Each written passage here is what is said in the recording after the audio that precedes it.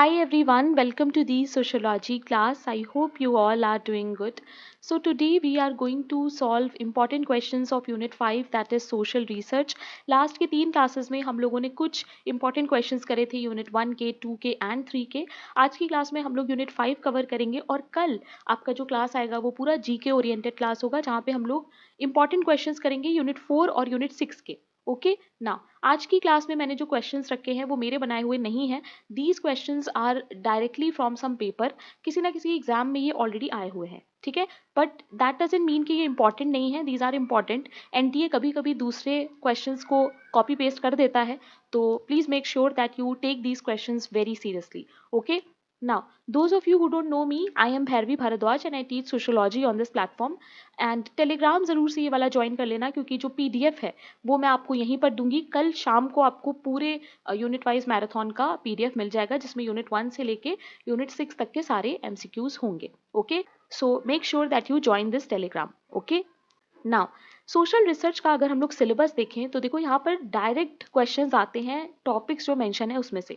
जैसे steps in social research से question आया हुआ है, देन रिसर्च डिज़ाइन से क्वेश्चन आया है, हाइपोथेसिस से हर साल क्वेश्चन आता है. इसके अलावा डेटा कलेक्शन से हमेशा क्वेश्चन आता है. Types of interview, types of questionnaire, schedule और क्वेश्चनियर में क्या डिफरेंस है, केस स्टडी के टाइप्स है ना, ये सब है जो क्वेश्चन आता ज़रूर है. अच्छा, यहाँ से ना स्टैटिस्टिक्स से क्वेश्चन आता है, यानी मीन, मीडियन, मोड, इन सब से क्वेश्चन आया हुआ है. बाकी थोड़ा बहुत रिसर्च एथिक्स से भी क्वेश्चन आ जाता है तो वो भी इंपॉर्टेंट है. ओके, बट बहुत ज़्यादा टफ क्वेश्चन अभी तक सोशल रिसर्च के पार्ट से हमें नहीं मिला है. That means this unit is very scoring. Net में अगर देखोगे ना तो बहुत हार्ड क्वेश्चन आते हैं, गेट में भी टफ क्वेश्चन आते हैं रिसर्च से, बट CUET PG में उतना लेवल हाई नहीं होता है. सो मेक श्योर कि एटलीस्ट इन सारे टॉपिक्स के बारे में आपको पता हो. Okay. Now, question number 1. When a researcher becomes a member of the studied group, it is called what? Participant observation, non-participant observation, collective observation या फिर personal observation. जब रिसर्चर जो है वो एक ग्रुप का, जिसकी भी वो स्टडी कर रहा है, उसका मेंबर बनता है, becomes a member of a studied group, तो इसको हम लोग क्या बोलते हैं? Very easy question and very important also. The correct answer is A. जिन्होंने A आंसर दिया है, वेरी गुड. पार्टिसिपेंट ऑब्जर्वेशन किसका दिया हुआ कॉन्सेप्ट है ये भी आपको मुझे बताना है. So it is Lindeman. Please remember. Okay. Exam में क्वेश्चन आ सकता है कि किसने कॉइन किया है पार्टिसिपेंट ऑब्जर्वेशन, तो गलत मत करना. Now question number 2. Which one of the following is not a form of stratified sampling? Now guys, please make sure that you study about sampling. Sampling के सारे types आपको पढ़ के जाना है, एग्जाम में क्वेश्चन आते हैं. मैंने हर सेशन में, पुराने जो सेशंस हुए हैं उसमें मैंने बोला है कि एक डायग्राम होता है जिसमें प्रोबेबिलिटी सैम्पलिंग एक तरफ लिखी होती है और नॉन प्रोबेबिलिटी एक तरफ लिखी होती है. तो एटलीस्ट वो देख के एग्जाम में जाना. Okay. Convenience sampling, proportionate sampling, disproportionate sampling या फिर वेटेड सैम्पलिंग, इसमें से कौन सा है जो स्ट्रैटिफाइड सैम्पलिंग में नहीं आएगा? Now we all know stratified sampling एक प्रोबेबिलिटी सैम्पलिंग है. करेक्ट आंसर जो यहाँ पर होगा वो है ए. कन्वीनियंस सैम्पलिंग जो है वो एक नॉन प्रोबेबिलिटी सैम्पलिंग है. ऐसे क्वेश्चन आएंगे ज़रूर गाइज. मैं 100% बता सकती हूँ आपको कि कौन सा सैम्पलिंग प्रोबेबिलिटी है, कौन सा नॉन प्रोबेबिलिटी, आपको पता ही होना चाहिए, एग्जाम में आएगा ही आएगा. Okay. Question number 3. Which of the following is not a type of interview? इसमें से कौन सा है जो इंटरव्यू का टाइप नहीं है? Informal interview, open interview, formal interview या फिर imaginative interview? What will be the correct answer? The correct answer is D. जिन्होंने डी आंसर दिया है, वेरी गुड. जब हम लोग टाइप्स ऑफ इंटरव्यू पढ़ते हैं तो वहाँ पर हम लोग फॉर्मल, इनफॉर्मल पढ़ते हैं. इवन ओपन और क्लोज इंटरव्यू भी हो सकता है, बट इमेजिनेटिव इंटरव्यू कुछ नहीं होता है. Right. Now question number 4. Who has given the following definition of social research? यहाँ पर सोशल रिसर्च की कुछ डेफिनेशंस भी आज के क्लास में मैंने ऐड की हैं क्योंकि डेफिनेशन से क्वेश्चंस आते हैं और ये ऑलरेडी आए हुए हैं. सो ऐसे डेफिनेशंस जो एग्जाम में ऑलरेडी आए हैं वो आपके लिए इंपॉर्टेंट है. ठीक है. तो क्या होगा बताओ? Social research is a systematized investigation to gain new knowledge about social phenomena and problems. Fisher, PV Young, Moser या फिर Goode and Hatt? What will be the correct answer? easy question. The correct answer is C, that is C.A. Moser. Guys, please remember C.A. Moser, P.V. Young और ये जो 3 thinker है ना, इनकी research से related कुछ इंपॉर्टेंट बुक्स हैं, ठीक है, तो प्लीज़ वो एक बार देख लेना, या मैं कहूँगी जिन लोगों के पास टाइम है प्लीज़ कमेंट में भी इनकी बुक्स बता दो। तीनों ने एक एक बुक है जो रिसर्च के लिए इंपॉर्टेंट है इनकी बुक, ठीक है, तो प्लीज़ उसको देख लो ना। यहाँ पर देखो मैंने 2 डेफिनेशंस ऐड भी कर दी है, एक तो मोजर की और दूसरा है पीवी यंग की। तो पीवी यंग की डेफिनेशन भी क्योंकि आती है इसलिए मैंने ऐड कर दी है। प्लीज रिमेंबर इनके कीवर्ड्स, जैसे ये बात करते हैं कैजुअल एक्सप्लेनेशंस की, ठीक है, तो ये इस तरह से कीवर्ड्स तुम लोग याद करके डिफ्रेंशिएट कर सकते हो। जबकि मोजर जो है वो बात करते हैं सिस्टमेटाइज्ड इन्वेस्टिगेशन की या फिर न्यू नॉलेज की, ठीक है, तो इस तरीके से कीवर्ड्स ध्यान रखो ताकि गलत ना हो। Okay, now, question number 5. Which of the following type of research describes a social situation, social events, social systems, social structures, etc., and whose main purpose is to describe the state of affairs as it exists? Descriptive research, analytical research, exploratory research, या फिर applied research? What will be the correct answer? ऐसा कौन सा type of research है जहां पर हम describe करते हैं, कीवर्ड ही मिल गया है, सोशल सिचुएशन को, सोशल इवेंट को, सोशल सिस्टम्स को? द करेक्ट आंसर इज ए। जब हम लोग किसी भी चीज़ को डिस्क्राइब कर रहे होते हैं, उसकी बारे में इंफॉर्मेशन प्रोवाइड कर रहे होते हैं, उसको हम लोग डिस्क्रिप्टिव रिसर्च में रखते हैं। Okay, now question number 6, which is not the type of unstructured interview? इनमें से कौन सा होगा जो अनस्ट्रक्चर्ड इंटरव्यू में नहीं आएगा?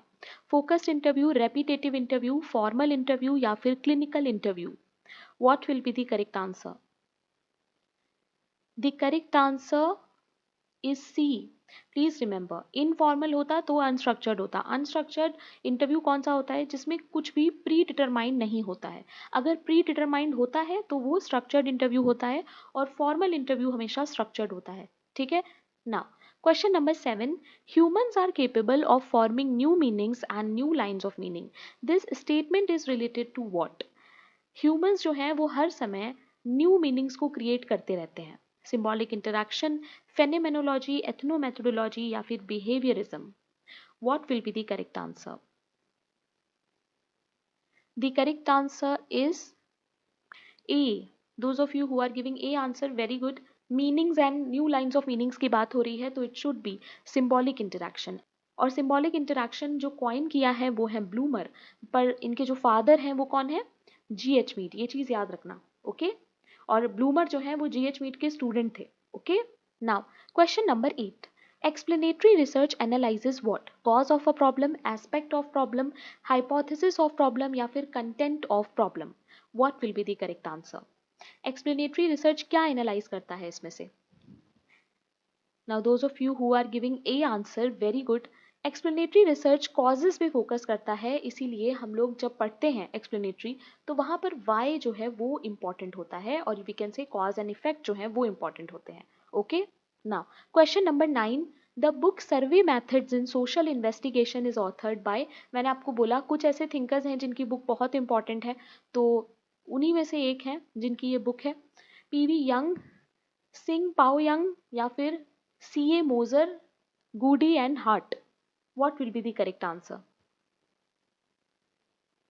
The correct answer is C. Please remember it is CA Moser. Okay. Now, question number 10. Quality of a good hypothesis is what? Specificity, empirical reference, clarity, all of the above. What will be the correct answer? एक अच्छे hypothesis की quality क्या होनी चाहिए? Please remember it should be D, that is all of the above. और भी बहुत सी क्वालिटीज हैं, you have to tell me in the comment section कि गुड हाइपोथेसिस की क्वालिटीज क्या क्या हैं, ठीक है। अच्छा, यहाँ पर बहुत सारे लोग कंफ्यूज होते हैं कि इम्पिरिकल रिफरेंट का क्या मतलब है। स्पेसिफिसिटी का मतलब तो ये है कि स्पेसिफिक होना चाहिए, है ना। क्लैरिटी मतलब कि हमें समझ में आना चाहिए कि हमारी रिसर्च है किस बारे में, राइट। इम्पिरिकल रिफरेंट का मतलब होता है कि हम उसको टेस्ट कर पाएं, ऑब्जर्व कर पाएं, मेजर कर पाएं, ठीक है। कुछ भी ऐसा होना चाहिए हाइपोथेसिस जिसको हम टेस्ट कर पाएं। अगर हम उसे टेस्ट ही नहीं कर पाएंगे तो फिर वो एक अच्छा हाइपोथेसिस नहीं होगा, right. Now question number 11, what is the correct sequence of the steps in social research? Now as you guys know, आप लोगों के सिलेबस में ही है स्टेप्स इन सोशल रिसर्च, तो यहाँ से तो क्वेश्चन बनना ही है। बताओ क्या होगा इसका आंसर, सब लोग चैट में। Option A, option B, option C, option D. बहुत ध्यान से पढ़ना है, ऐसे क्वेश्चंस कभी कभी गलत हो जाते हैं, तो बहुत सिली मिस्टेक्स होती हैं ऐसे क्वेश्चंस में जस्ट बिकॉज आपने ठीक से देखा नहीं और टिक नहीं किया। What will be the correct answer?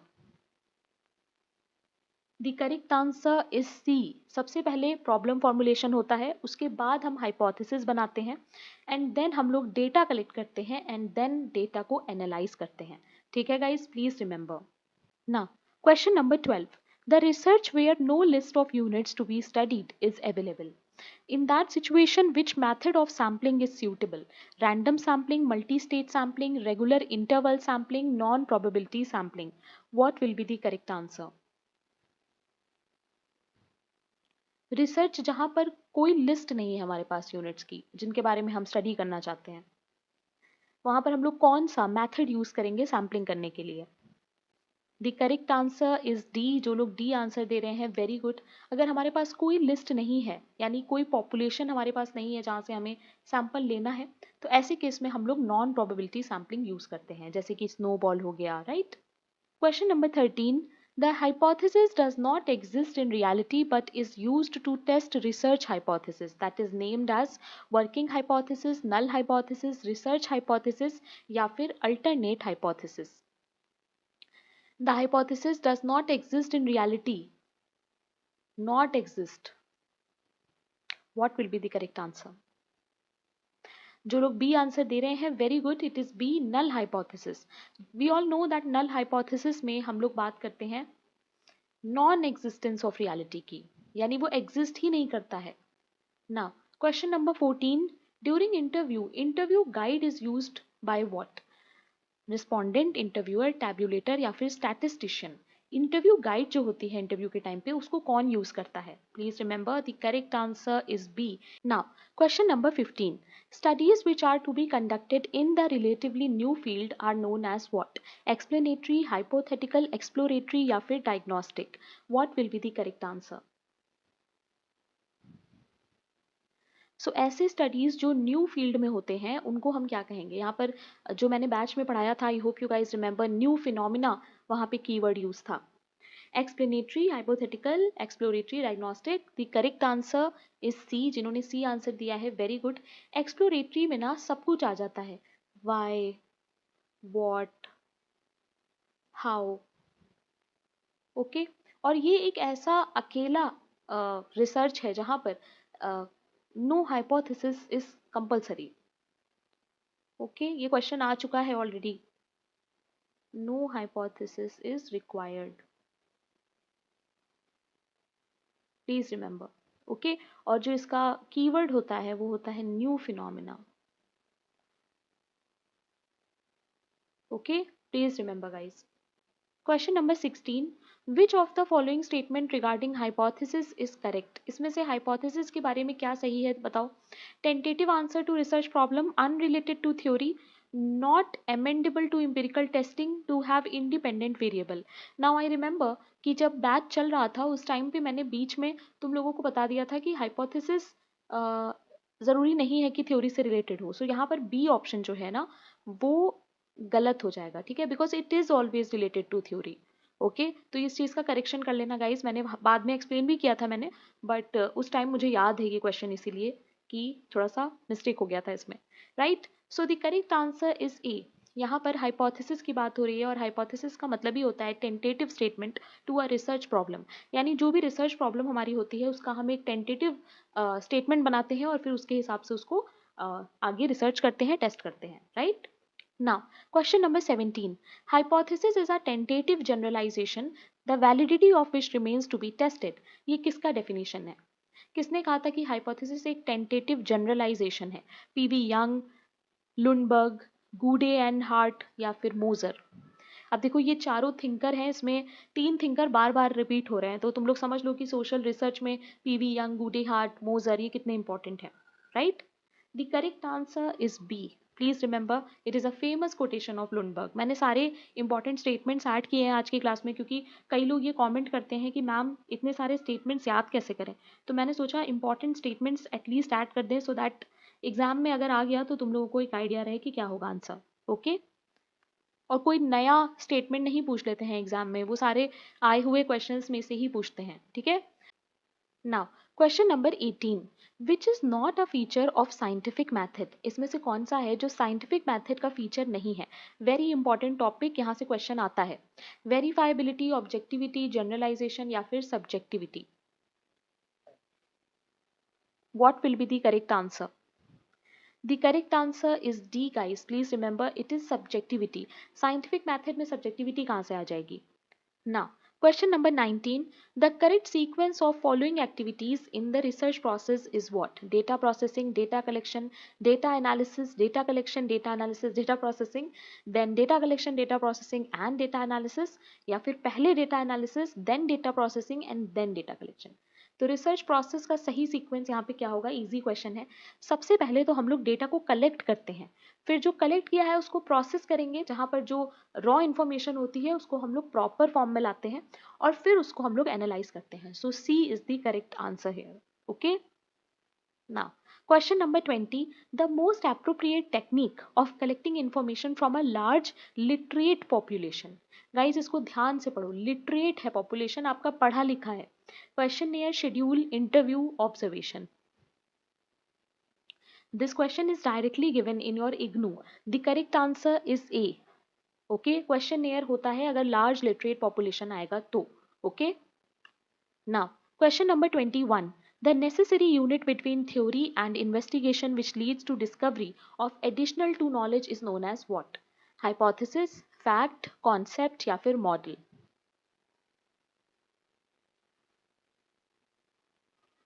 The correct answer is A. Please remember it is hypothesis. Okay. Theory और इन्वेस्टिगेशन के बीच में जो आता है वो क्या होता है? हाइपोथेसिस होता है, इसको याद रखना। Now question number 22, the study of people using participant observation and face to face interviewing is called what? अगर मैं पार्टिसिपेंट ऑब्जर्वेशन यूज कर रही हूँ, अगर मैं face to face interview use कर रही हूँ, तो इसको मिला के हम लोग किस में रख सकते हैं? फेनोमेनोलॉजी में, सोशल मैपिंग में, एथनोग्राफी में या फिर एपिडेमियोलॉजी में? What will be the correct answer? The correct answer is C.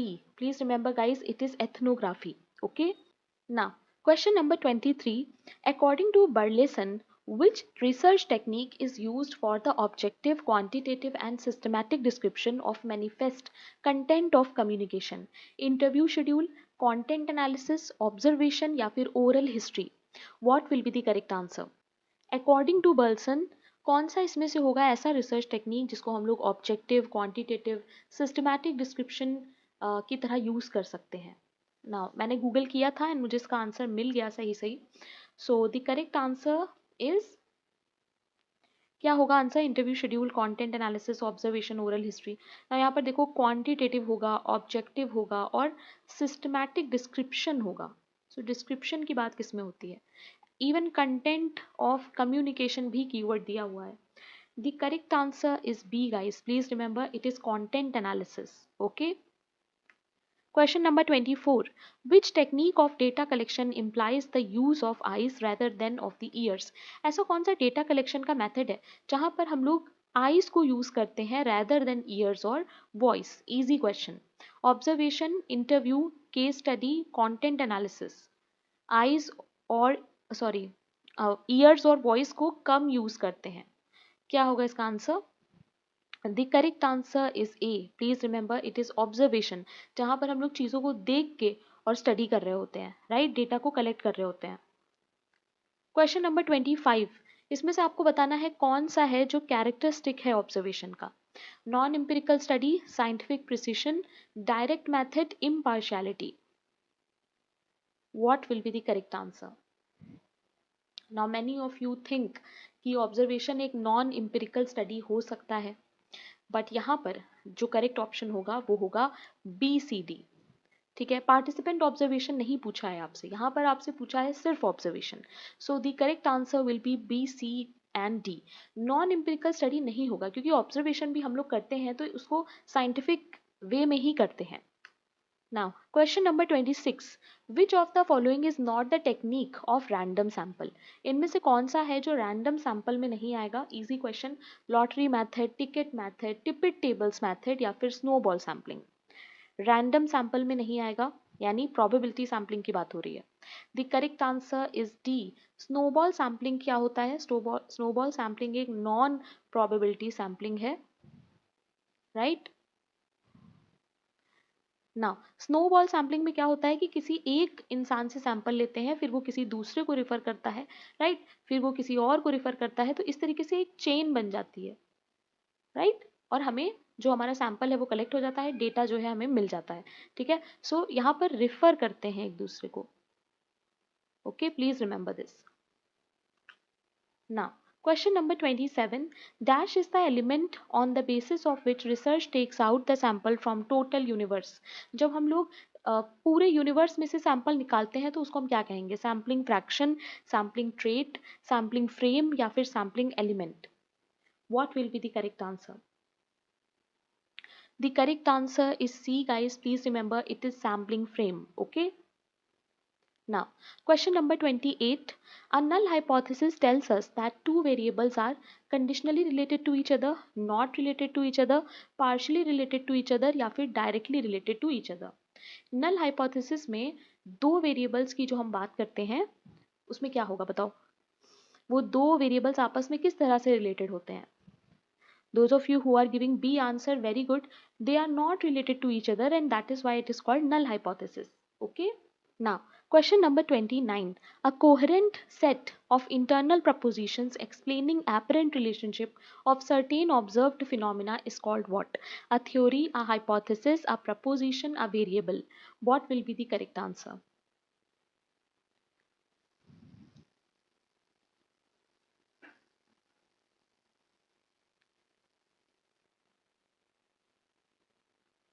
Set of internal propositions जो एक्सप्लेन कर रही होती हैं अलग अलग फिनोमिना का रिलेशनशिप।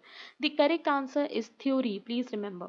क्वेश्चन नंबर 30, इसमें से कौन सा रिसर्च है जिसमें कॉजेज और वाई फैक्टर आता है? डिस्क्रिप्टिव, एक्सप्लेनेटरी, एक्सप्लोरेटरी या फिर diagnostic?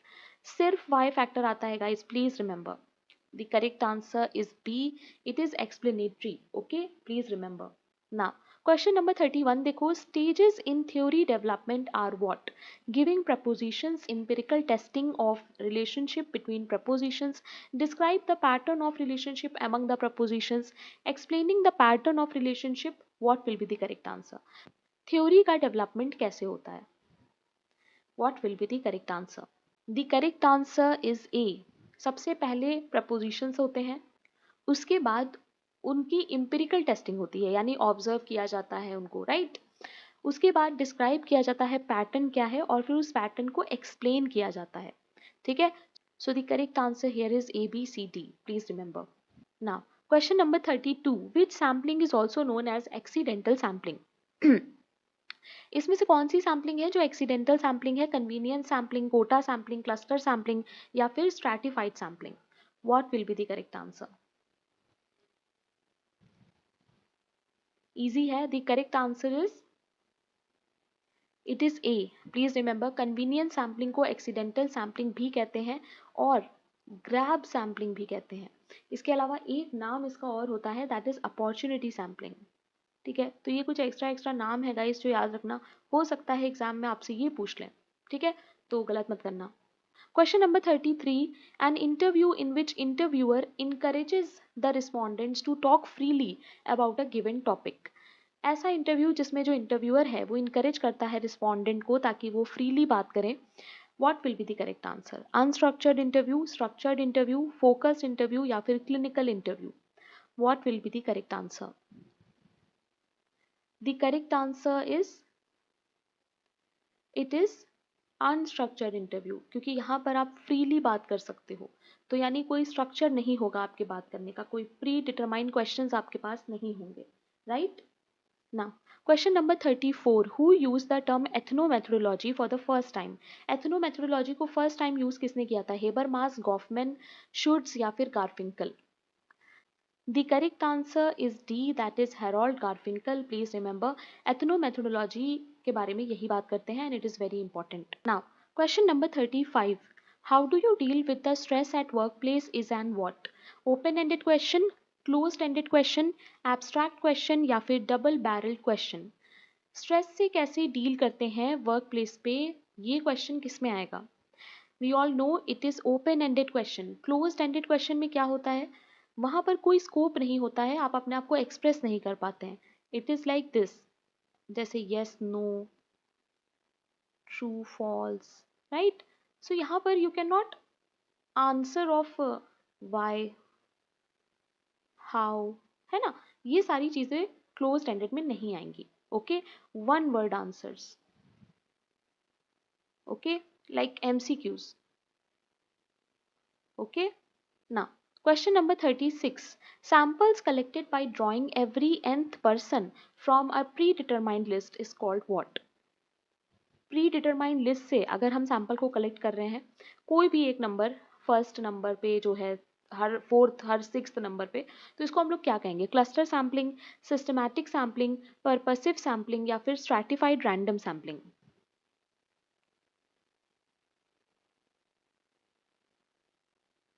The correct answer is B.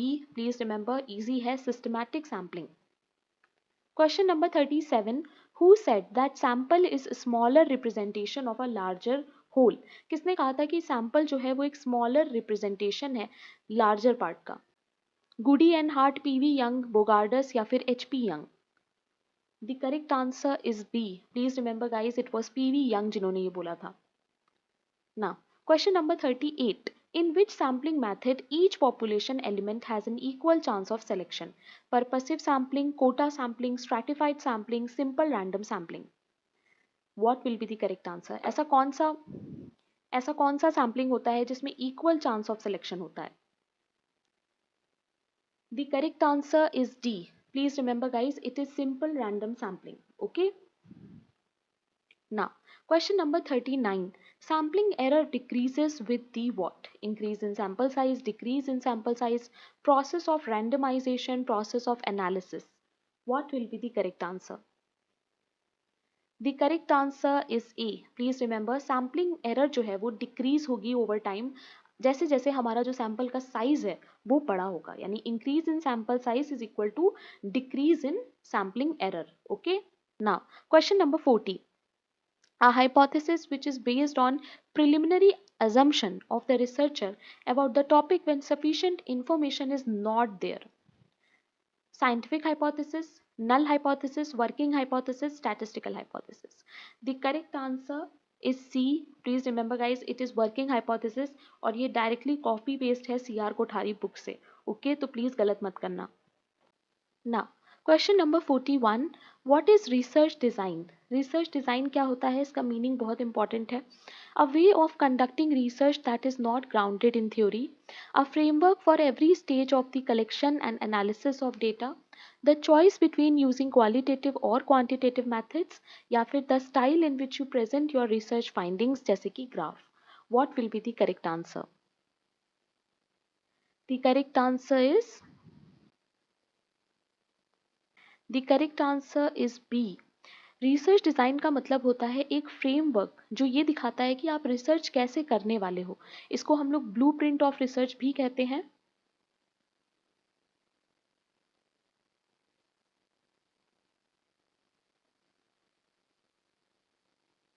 Okay, please remember. Now, question number 42. A study into the role of social networking sites as an effective marketing communication channel is an example of which type of research? Explanatory, descriptive, exploratory या फिर experimental? एक ऐसा study जिसमें role of social networking sites as an effective marketing communication ये हो रहा हो study, इसको हम लोग किस में रखेंगे? सो the correct answer is D. जिन्होंने डी आंसर दिया, वेरी गुड, क्योंकि यहाँ पे कोई भी वाई या फिर हाउ की बात नहीं हो रही है, सिर्फ डिस्क्रिप्शन की बात हो रही है. ठीक है. Now, question number 43. When a researcher conducts a field survey, collects data, analyzes the results and presents it in his study, it is primary data. Because when another person uses the data for further analysis, it becomes secondary data for him. What will be the correct answer? दोनों ही statement जो है वो बिल्कुल सही है. देखो, जब कोई रिसर्चर फील्ड स्टडी करता है या कलेक्ट करता है डेटा, एनालाइज करता है, तो वो उसके लिए प्राइमरी डेटा होता है, राइट. बट कोई और इंसान अगर उसी डेटा को यूज करता है आगे तो वो उसके लिए सेकेंडरी डेटा हो जाता है. So it is correct. Okay. Now, question number 44. The research which deals with the phenomena of cause and effect is known as what? Cross-cultural research, experimental research, comparative research या फिर descriptive research. Cause and effect किस में आएगा ये पूछा है. Very easy question. The correct answer is B, that is experimental. और experimental नहीं होगा तो फिर हम किसके साथ जाएंगे? हम जाएंगे एक्सप्लेनेटरी के साथ, नॉट एक्सप्लोरेटरी. प्लीज इसमें कंफ्यूज मत होना. Question number 45. The word paradigm means what? A set of concepts and propositions, a branch of physics, a type of sampling, being forced to do something. Paradigm का मतलब क्या होता है? Easy question है. Paradigm में आता है set of concepts and propositions. Please remember. Question number 46. An essential requirement of a scientific study is what? किसी भी साइंटिफिक स्टडी के लिए सबसे इंपॉर्टेंट क्या होगा? सब्जेक्टिविटी, ऑब्जेक्टिविटी, वैल्यू या belief? We all know it is an easy question.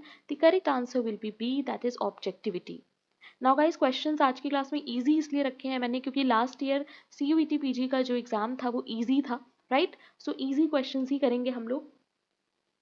और test series वगैरह के थ्रू हम लोगों ने एनीवे हार्ड क्वेश्चंस कर लिए हैं, तो इसलिए भी इजी क्वेश्चंस को निग्लेक्ट नहीं करना है. ठीक है ना. Question number 47. What do you understand by Verstehen? और प्लीज जिन लोगों ने कोई बैच नहीं ज्वाइन किया था, जिन लोगों ने कोई टेस्ट सीरीज नहीं लगाई है, I would really suggest you कि जो भी टॉपिक्स आपको इन वीडियोज के थ्रू मिल रहे हैं, क्लासेस के थ्रू मिल रहे हैं, प्लीज उसको आप लोग एक बार रिवाइज जरूर करना. ओके ना. वर्स्टिहिन से आप लोग क्या समझते हो? Verstehen is a very important concept जो हम लोग वेबर की क्लास में पढ़ते हैं, राइट ना. Sympathetic understanding of the motive of the actor by researcher, empathetic understanding या फिर हर्मेन्यूटिक अंडरस्टैंडिंग. सो यहाँ पर एक बहुत इंपॉर्टेंट कीवर्ड है अंडरस्टैंडिंग का. तो समझ लो वर्स्टिहिन का मतलब ही होता है अंडरस्टैंडिंग, बट कौन सी understanding? So please remember it is empathetic. Verstehen का मतलब होता है कि आप जिस भी इंसान को आप स्टडी कर रहे हो या जिस भी ग्रुप ऑफ पीपल को आप स्टडी कर रहे हो, उनके सिचुएशन पे जाके, उनके शूज में आपको जाके देखना पड़ेगा, और जो वो फील कर रहे हैं, जो वो उस सिचुएशन में देख रहे हैं चीज़ों को, उस तरह से आपको समझ के स्टडी करना पड़ेगा. So you have to go into their shoes and understand the situation from their POV, यानी their point of view, right. So empathetic will be the correct answer. Please remember, exam में गलत मत करना. बहुत सारे students इसको हर्मेन्यूटिक टिक करके आते हैं, बट हर्मेन्यूटिक नहीं होगा, एम्पैथेटिक होगा. Okay now, question number 48. Which of the following is not a secondary data? इसमें से कौन सा है जो सेकेंडरी डेटा नहीं होगा? Census report, historical document, personal document and personal interview. What will be the correct answer? ना, यहाँ पर देखो लॉजिक क्या है. बहुत सारे स्टूडेंट्स जो है वो प्राइमरी डेटा मानेंगे सेंसस को, बट देखो सेंसस एक सेकेंडरी डेटा हो सकता है. It can be primary also, it can be secondary also. Why? Because census हमारा बनाया हुआ नहीं है, सेंसस गवर्नमेंट बनाती है, राइट. सो गवर्नमेंट के पॉइंट ऑफ व्यू से वो उनका प्राइमरी सोर्स है. ओके ना. हिस्टोरिकल डॉक्यूमेंट्स भी ऑलरेडी किसी के बनाए हुए होते हैं, तो वो भी एक प्राइमरी सोर्स नहीं होंगे क्योंकि वो ऑलरेडी बने हुए हैं, हमने उसे नहीं बनाया. पर्सनल डॉक्यूमेंट्स भी ऐसे ही होते हैं, बट पर्सनल इंटरव्यू एक ऐसी चीज़ है जिसको हम लोग प्राइमरी डेटा में रख सकते हैं, क्योंकि यहाँ से जो भी डेटा आप कलेक्ट करोगे वो आपने खुद ही इंटरव्यू लिया होगा पर्सनली जाके. सो वो डेटा आई थिंक प्राइमरी हो सकता है. ठीक है, आई थिंक कि इस लॉजिक से the answer should be personal interview. अच्छा, पर्सनल डॉक्यूमेंट क्यों नहीं होगा? क्योंकि आप किसी और के पर्सनल डॉक्यूमेंट यहाँ पर रेफर कर रहे हो, राइट. आप अपने पर्सनल डॉक्यूमेंट्स नहीं रेफर करोगे. पर्सनल डॉक्यूमेंट्स क्या होते हैं? जैसे किसी की डायरी हो गई, किसी का बायोग्राफी हो गया, है ना. तो पर्सनल इंटरव्यू ही एक ऐसी चीज है जो आई थिंक प्राइमरी हो सकती है यहाँ पर. Okay now you guys can tell me कि आप लोगों को क्या लगता है इसका आंसर क्या होगा. मेरे हिसाब से और as per my research and my knowledge, I think the answer should be D, that is personal interview. In case इसमें कोई भी चेंजेस होगा तो उसके लिए आपको पिंड कमेंट देखना होगा या फिर टेलीग्राम पे मैं अपडेट कर देती हूँ. Okay now, question number 49. In which of the book the participant observation was first used by Lindemann? Now मैंने आपको भी बताया Lindemann ने participation observation की बात की है. कौन सी book में की है? देखो ये question आ चुका है. Social Discovery, Tools of Social Sciences, Elements of Research या फिर Methods in Social Research. The correct answer is A. Please remember guys, it is Social Discovery. Okay, very important book. Now, question number 50. Out of the following which aspect should be considered for selecting a research problem. ये question भी बहुत repeat होता है कि जब हम research problem को select करते हैं तो इसमें से हमें क्या चीज़ है जिसको कंसीडर करना चाहिए। ठीक है, controversial subject, overdone subject, vague problem या फिर availability of related research material. सब लोग इसका आंसर चैट में दो, इजी क्वेश्चन है। The correct answer is D. Those of you who are giving D answer, very good. हमारे पास उससे रिलेटेड रिसर्च मटेरियल होना चाहिए। ठीक है, अगर वो एक कंट्रोवर्शियल टॉपिक है तो ज़रूरी नहीं है कि हमें उस पर रिसर्च करना चाहिए, या फिर ओवरडन सब्जेक्ट है यानी उस पर बहुत सारा रिसर्च ऑलरेडी हो चुका है। वेग प्रॉब्लम है यानी ऐसी प्रॉब्लम्स जिनका जल्दी सॉल्यूशन नहीं मिलता है या उस पर हम रिसर्च नहीं कर सकते। ठीक है, now, question number 51. A fixed choice question is also called as what? Flexible question, open-ended question, close-ended question या फिर direct question. What will be the correct answer? Fixed choice question को हम लोग क्या कहते हैं? The correct answer is C. मैंने अभी बताया आपको open-ended question और close-ended question क्या है. Now, question number 52. A questionnaire that consists of definite language and predetermined question is called what? Unstructured question, structured questionnaire, open questionnaire या फिर opinion questionnaire. Pre determined questions किस में होते हैं, मैंने अभी आपको स्टार्टिंग में बताया था. The correct answer is B. Those of you who are giving B answer, very good. It is structured questionnaire. ऐसे ही इंटरव्यू में भी आता है स्ट्रक्चर और अनस्ट्रक्चर, तो प्लीज ध्यान रखना. Now, question number 53. Sampling technique that involves finding respondents through already known and available person. ये भी मैंने आपको अभी बताया है. Snowball sampling, quota sampling, convenience sampling, purposive sampling. What will be the correct answer? The correct answer is A.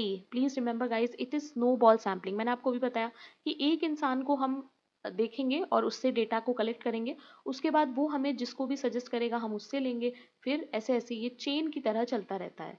ठीक है, सो please remember it is snowball sampling. Question number 54. Objective and unbiased research can be referred to as what? Value free research, important research, judgmental research, radical research. तो यहाँ पर आपको जो सबसे सही keyword है उसके साथ जाना है, सबसे यू कैन से सही टर्म जो है इसका वो.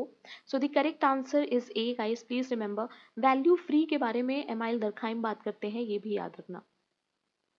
Okay, now who talks about value relevance and value neutrality, ये भी आप लोग मुझे बताइएगा. Now, question number 55. Which sampling method is used to select geographical area in social research? अगर हमें जियोग्राफिकल एरिया को सेलेक्ट करना है तो हम कौन सा सैम्पलिंग मेथड यूज करेंगे? Lottery method, Tippett method, grid method या फिर टिकट मेथड? इजी क्वेश्चन है. The correct answer is C. Please remember it is grid method. So grid method में क्या होता है, हम लोग स्मॉल सेक्शंस में जोग्राफिकल एरियाज को डिवाइड कर लेते हैं और फिर रैंडमली सेलेक्ट कर लेते हैं. Okay, now question number 56. The sampling method where in each unit has equal chance to be selected. ऐसा सैम्पलिंग मेथड जहां पर सबके पास इक्वल चांस है सेलेक्ट होने का. Random sampling, self selected sampling, purposive sampling, snowball sampling. Sampling का topic बहुत इंपॉर्टेंट है, इस क्वेश्चन जरूर आएगा, तो मेक श्योर कि इसको तुम लोग रिवाइज करो. The correct answer is random sampling. जो लोग रैंडम सैम्पलिंग आंसर दे रहे हैं, very good. Question number 57. An assumption about relations between variables is called what? Concept, hypothesis, research design या फिर objectivity? Relations between variables पूछ रहा है. The correct answer is B. Very good. Hypothesis की बात हो रही है. दो वेरिएबल्स के बीच में रिलेशनशिप ही तो हम देखते हैं, तभी तो हमें नल हाइपोथेसिस और अल्टरनेटिव हाइपोथेसिस मिलता है, right? Now question number 58. Which of the following cannot be considered as an important use of scientific research? इसमें से साइंटिफिक रिसर्च के लिए इंपॉर्टेंट क्या नहीं है? It reduces uncertainty, it helps in planning for future, it improves decision making या फिर it promotes subjectivity. What will be the correct answer? The correct answer is D. Scientific research में subjectivity promote नहीं होती है, objectivity होती है, right? I hope guys आपको ये सारी बेसिक चीज़ें जो हैं वो क्लियर होंगी. Question number 59. What is the primary focus of ethnomethodology in the field of sociology?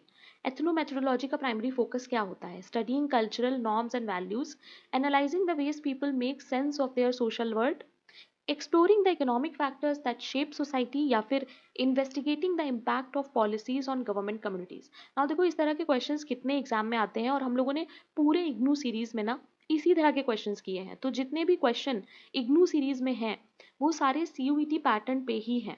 Okay, so the correct answer here is B. Please remember, everyday life, making sense of social world, ये सारी बातें ethnomethodology में होती हैं। Okay, and one more thing I would highly request you all is that, अगर आप लोगों ने अभी तक इग्नू सीरीज नहीं देखी है तो प्लीज़ उसको देख के एग्जाम में जाना।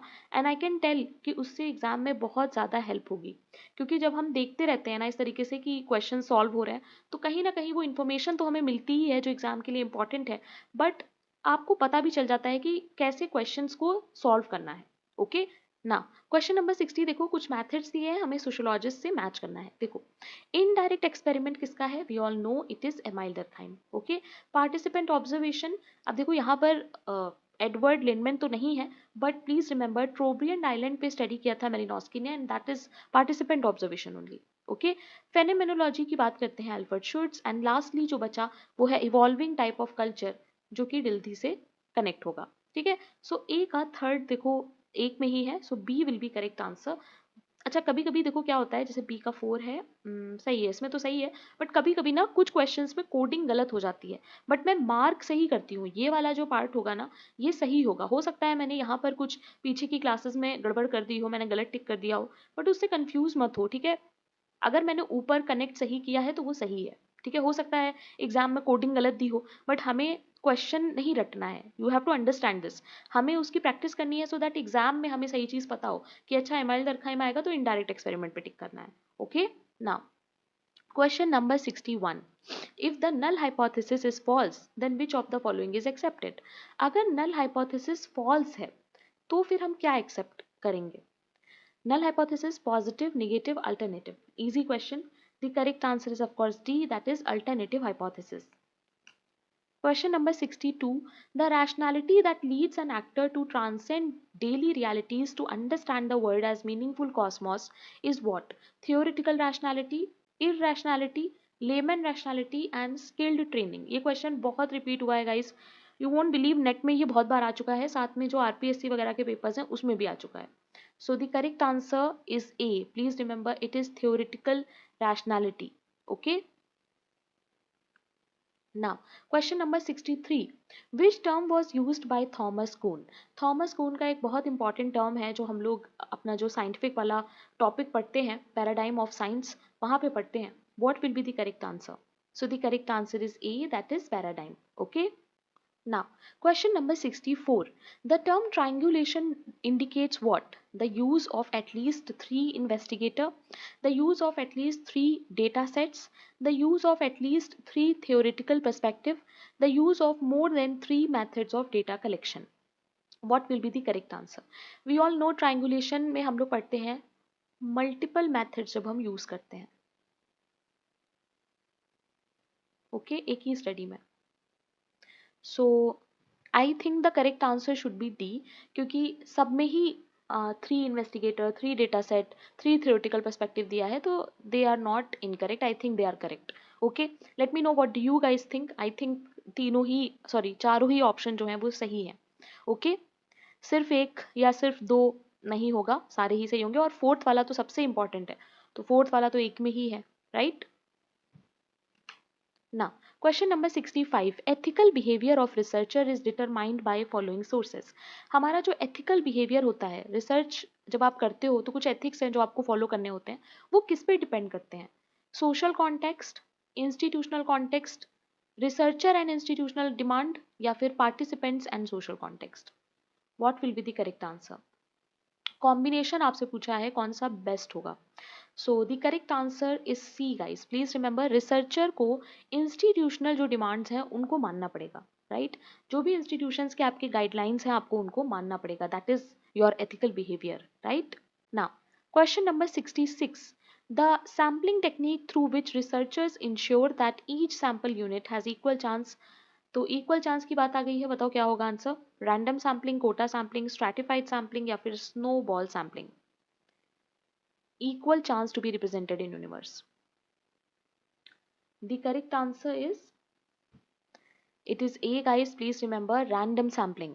Now क्वेश्चन नंबर 67, कुछ इंपॉर्टेंट केस स्टडी के टाइप्स दिए हैं और उनके डेफिनेशंस दिए हैं, you have to match. Okay, so read the question and then answer in the chat. Observational case study, clinical, oral and situational. What will be the correct answer? देखो, observational case study अगर ध्यान से देखो तो इन दोनों में ही keywords दिए हुए हैं. यहाँ पे देखो दिया है सिचुएशन इन डेप्थ. सो अगर सिचुएशन कीवर्ड है तो सिचुएशनल के साथ हम मैच करेंगे. मैं इसलिए बता रही हूँ क्योंकि अगर एग्जाम में आपको कोई टर्म नहीं भी आता है तो कैसे कीवर्ड के बेसिस पे आप लोग इसको सॉल्व कर सकते हो. अब यहाँ पर देखो लिखा है observe the single case. So observe कर रहे हैं तो ऑब्जर्वेशनल हो जाएगा, राइट. अच्छा, पर्टिकुलर पर्सन के बारे में अगर बात होगी तो फिर क्लिनिकल होगा, please remember. And lastly narrative is the keyword for oral case study. Okay, so ये जो कीवर्ड्स होते हैं ना, ये ध्यान में रखना बहुत जरूरी है. So the correct answer will B A. Okay guys, ना क्वेश्चन नंबर 68 मोड के बारे में है क्वेश्चन. सो ये बहुत इजी क्वेश्चन है, सब लोग मुझे इसका आंसर दो. क्या होगा? Positional measure that divides the frequency, most frequently used measure, defined as the sum total of all observation, categories or observations that appear most frequently in the distribution. What will be the correct answer? Now many of you if think कि ये वाला answer होगा तो आपका गलत हो जाएगा. Frequently used नहीं होता है, जो फ्रीक्वेंटली आ रहा होता है डेटा सेट में, that is your mode. Okay, so the correct answer will B D. ना क्वेश्चन नंबर 69 में आपको बताना है कौन सा स्टेटमेंट है जो इनकरेक्ट है. Secondary data if reliable and accurate provides opportunities for replication. Secondary analysis में improve measurement by expanding the scope of independent variable. By using secondary data, the researcher can increase the sample size. And lastly, secondary data never be used for triangulation. So incorrect पूछा है आपसे. मैंने अभी आपको बताया था कि triangulation का मतलब क्या होता है, मल्टीपल मेथड्स. सो यहाँ पर जो इनकरेक्ट है वो है D.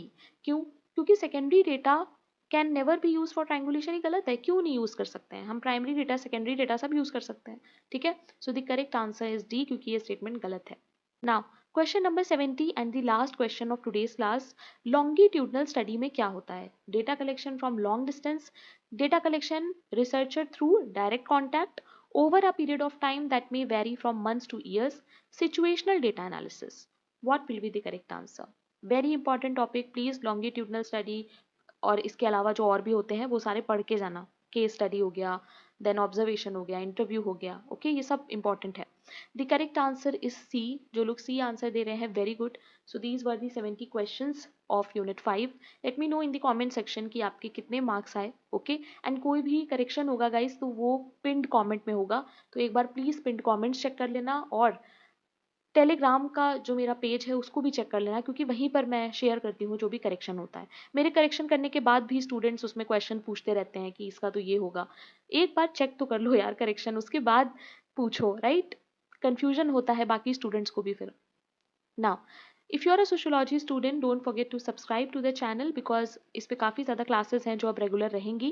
And this is the Telegram channel जो आपको बहुत इंपॉर्टेंट है ज्वाइन करना, क्योंकि पीडीएफ मैं यहीं पे शेयर करूँगी कल शाम को या फिर दोपहर में, ठीक है. और ये मेरा पर्सनल टेलीग्राम है, कोई भी डाउट होता है, कोई क्वेश्चन गलत है तो यहाँ पर आप मुझको बता सकते हो. Okay, now this is the app that you can download. और कल मिलते हैं फिर. कल आपका लास्ट क्लास होगा for CUET PG, that will be on unit 4 and unit 6 compiled. उसमें हम लोग ज़्यादा क्वेश्चंस करने की कोशिश करेंगे और वो सारे क्वेश्चंस भी ऑलरेडी आए हुए होंगे, तो जीके के मोस्टली क्वेश्चंस हम लोग करेंगे. तो मेक श्योर कि तुम लोग मैराथॉन्स देख के आओ, सोशल प्रॉब्लम की क्लासेस देख लो. और जीके पीडीएफ भी मैंने एक बहुत पहले शेयर किया था शायद 2022 में, तो वो भी तुम लोग देख सकते हो. उसमें काफ़ी चीज़ें मैंने कवर की थी, ठीक है. सो कल मिलते हैं. Bye guys, keep learning.